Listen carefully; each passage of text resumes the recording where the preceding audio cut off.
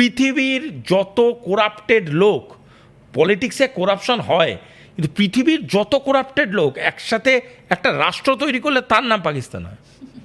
পাকিস্তানের কোনো military general রিটায়ারমেন্টের পরে পাকিস্তানে থাকে না। লোক দেখানো পিস টকটার দরকারটা কি ছিল? তাহলে তো সরাসরি ভারত একদম দুর্দান্ত কোয়েশ্চেন, হোল্ড করুন। ভারতকে পড়ে আনেন, ভারত পাকিস্তান একসাথে এক লাইনে বলবেন না, একটু অসুবিধা হয়ে যাবে। পাকিস্তান লাইনটা প্রথমে আসছি, কেন পিস্টকটা তার জন্য দরকার। এই পাগলটাকে আপনি বাড়িতে নিয়ে এসছেন, আপনারা দুই ভাইয়ের মধ্যে ঝামেলা প্রপার্টি নিয়ে, পাগলটাকে নিয়ে এসছেন। পাগলটা এসে কি বললো যে হ্যাঁ হ্যাঁ হ্যাঁ বিরাট করলো, আপনার বাড়িতে কিন্তু আধ ঘন্টা বসলো, ওখানে চা দিল, চাটা খেলো, ভিখারি পাগল যাই হোক, এবার বাড়ি থেকে বেরোলো। বাকি ভিখারিরা জিজ্ঞেস করে, তুই ওদের বাড়িতে ঢুকেছিলিস ভিক্ষা নিতে? না ভিক্ষা দিতে না, আমাকে নেগোশিয়েট করতে ডেকেছে। দারুণ ব্যাপার ভাই। বলে দেখ আমার বাড়িতে পাউরুটি আছে। বলে ভাই পাউরুটিও পেয়েছিস? হ্যাঁ। ওর কী হলো, ভিখারিদের মধ্যে একটা সম্মান বাড়লো। এটাই হচ্ছে রিয়ালিটি। আমি রিয়ালিটিটা বোঝাচ্ছি, this is the reality. India রাশিয়ার মতো দেশরা একটা পক্ষ নিয়ে কোনো নেগোসিয়েশনে বসবে না। এই জন্যে ইন্ডিয়া রাশিয়া চায়না, আমি নাম করে করে বলে দিচ্ছি, কোনো ইউকে, এরা কেউ কোনোখানে কোনোভাবে এই নেগোসিয়েশনের পার্ট হবে না। নেটো নেগোশিয়েট করতে পারতো না, নেগোশিয়েট করতে পারতো না United states, United Nations negotiate করতে পারতো না, সিকিউরিটি কাউন্সিল, কেউ আসবে না নেগোসিয়েশনে। কেন আসবে না? কারণ এরা কেউ কারুর হয়ে বসবে না। পাকিস্তান ডোনাল্ড ট্রাম্পের হয়ে বসেছিল, কিন্তু শেষ পর্যন্ত অশ্বডিম্ব। আরে শেষ শুরু হওয়ার আগেই অশ্বডিম্ব। একটা পাগল ভিখারিকে দিয়ে নেগোসিয়েশন হয়? ও নিজে কি খাবে তার ঠিক নেই, ও আবার গিয়ে ঠিক করছে দুজনের মধ্যে কি হবে। তাহলে কোথাও গিয়ে তো থামতে হবে, এইভাবে তো দিনের পর দিন জন্মের পর জন্ম চলে যেতে পারে না। আমি প্রথমবার একটা কথা মনে হয় বলে দেওয়ার সময় এসছে, আমেরিকার মিড টার্ম ইলেকশন রেজাল্ট প্রথমবার হলেও, হয়তো প্রথমবার, আমি ভুলও বলতে পারি, গোটা পৃথিবীর ফেটের জন্য খুব ইম্পর্টেন্ট, গোটা পৃথিবীর ভাগ্যের জন্য, ফেট মানে ভাগ্যের জন্য ভীষণ ইম্পর্টেন্ট হয়ে পড়েছে। এই ইলেকশনে যদি আমেরিকার গভর্নমেন্টাল কোনো বড় চেঞ্জ আসে, তাহলে বোধহয় গোটা পৃথিবীর কাছে খুব মঙ্গল। মানে আপনি বলছেন ডোনাল্ড ট্রাম্প সরেও যেতে পারে, গেলে খুব ভালো হয়, যাওয়ার প্রবণতা প্রবল আছে, গেলে খুব ভালো হয়। এটা আমার বলার পিছনে একটাই কারণ, নভেম্বর পর্যন্ত, নভেম্বর মাসে সম্ভবত। দেখুন অতদূর যুদ্ধটা অতদূর পর্যন্ত চলবে না, আমি বলছি গোটা বিশ্বের তেলের ভাড়া। No, don't get me wrong. আমি কেন বলছি, অতদূর অবধি টানার ক্ষমতা আমেরিকারও নেই, ইরান তো নেই। কিন্তু আমি এটা আপনাকে বলি, এই চিকচিক করে একটু আগুন, লাইটার থেকে যেন আগুন বেরোয় না, সিগারেট লাইটার থেকে, ওরকম চিকচিক করে একটা আগুন সবসময় জ্বলতে থাকবে। ইরানকে আইদার রেকগনাইজ করতে হবে যে I am not touching Iran anymore, আমি ইরানে আর কোনো রকম, আমেরিকাকে অবভিয়াসলি আমেরিকাকে, যদি সেটা ধরুন হলো, আমি ওটা বাঁ হাতে রাখলাম, ডান হাতেরটা এবার ভাবুন, ইসরায়েলের স্ট্যান্ডটাও সেখানে এক জায়গায় আসতে হবে। ধরুন আমেরিকা ব্যাকফুটে চলে গেল। ইসরায়েল ইতিমধ্যেই আরও একটা বড় আপডেট আমার মনে হয় যে দর্শকদের একটু জানিয়ে রাখি, সেটা হচ্ছে লেবাননের সঙ্গে ইসরায়েলের যে সংঘর্ষ চলছিল সেটারও 10 দিনের জন্য সিজফায়ারের কথা কিন্তু গতকাল রাতে ডিক্লেয়ার করেছেন ডোনাল্ড ট্রাম্প। দেখুন অদ্ভুত ব্যাপার, আমার বাড়িতে কি বাতি জ্বলবে সেটা ঠিক করছে আমার প্রতিবেশী।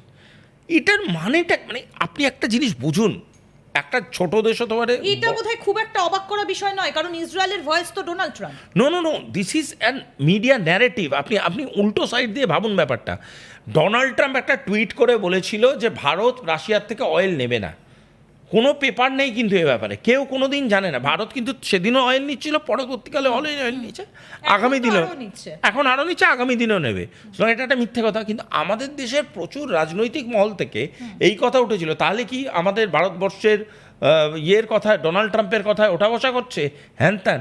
তার মানে কি, তারা একরকম ন্যারেটিভকে অ্যাবজর্ভ করেছিল, তারা অপোজিশন, আমাদের পলিটিক্যাল অপোজিশন গভর্নমেন্ট অফ ইন্ডিয়ার। আপনি ইসরায়েলের কথাটা এবার ভাবুন, ইসরায়েলে যারা নেতানিয়াহুকে পাওয়ারে বসিয়েছে তারা কিন্তু নেতানিয়াহুকে ইলেক্ট করেই বসিয়েছে। এইবার তারা কি বলছে যে তাহলে ডোনাল্ড ট্রাম্প ঠিক করে দেবেন যে আমরা কবে কোথায় কী নেগোসিয়েশনে বসবো। আজকে বারবার বলছি, এই যে সভারেনিটি, এই কথাটাকে না খুব ছোট করে দেখবেন না, কেউ দেখা উচিত না। নিজের আত্মস্বাধীনতাটা খুব প্রয়োজনীয় একটা রাষ্ট্রে। এই রাষ্ট্রের বহু মানুষ, সে অল্প হতে পারে, 100 জন হতে পারে, 1 লক্ষ জন হতে পারে, 1 কোটি জন হতে পারে, তারা তো ইলেক্ট করে পাঠিয়েছে রে বাবা গভর্নমেন্ট থেকে, তার দেশের লোকজনকে। তারা তো কোনো না কোনোভাবে সেই রেজিমটাকে ইয়ে করছে, রেকগনাইজ করছে। আপনি বাইরে থেকে বারবার করে কেন বলছেন আমি বলছি, আরে তুমি কে ভাই? আমি বলছি হরমুজ প্রণালীতে এটা হবে না, তুমি কে? তাহলে যে জায়গাটাতে বিরাট ছিলাম, বিরিঞ্চি তাহলে এই যে বাবা। ইসরায়েল লেবাননের এই যে সিজফায়ার, তাহলে এটাও কি একটা ইঙ্গিত যে এবার আস্তে আস্তে আমেরিকা পিছু পারবে না, সব জায়গায়? আমেরিকা বলে না, এটা পারবে না। আমি আপনাকে বলছি, কারণ দেখুন, মাল্টি ফ্রন্টের লং টার্ম ওয়ার এটা রাশিয়া লড়তে পারে, দেখিয়ে দিয়েছে। কিন্তু মাল্টি আজও ফ্রন্টে চলছে, ইউক্রেনের সঙ্গে লড়াই এখনো চলছে। মাল্টি ফ্রন্টে লং টার্ম ওয়ার লড়ার মতো স্ট্রেংথ, স্ট্র্যাটেজিক পাওয়ার আর কন্টিনিউটি করার যে মাইন্ডসেটটা, এটা সব রাষ্ট্রের নেই। এবং আমি আবারও বলছি, এই গোটা প্রসিজিয়ারে সব থেকে ক্ষতিগ্রস্ত যদি কোনো রাষ্ট্র হয়ে থাকে, সেটা কিন্তু ইসরায়েল। বিরাট ক্ষতি হয়েছে ইসরায়েলের, যেটা ইসরায়েল হয়তো আপেক্ষিকভাবে, আপনি তেল আবিব গেলে তো অতটা দেখতে পারলেন না, কোথাও গেলে অতটা, কিন্তু ইসরায়েলে ক্ষতি হয়েছে। এবং আমেরিকা যদি আজকে ইসরায়েলের পেছন থেকে সরে যায়, তাহলে কিন্তু ইসরায়েলের যে ইকোনমিক ক্রাইসিসটা তৈরি হবে, সেটা কিন্তু ইসরায়েলের পক্ষে মানে ওটাকে ব্যালেন্স করাটা খুব ডিফিকাল্ট হয়ে পড়বে।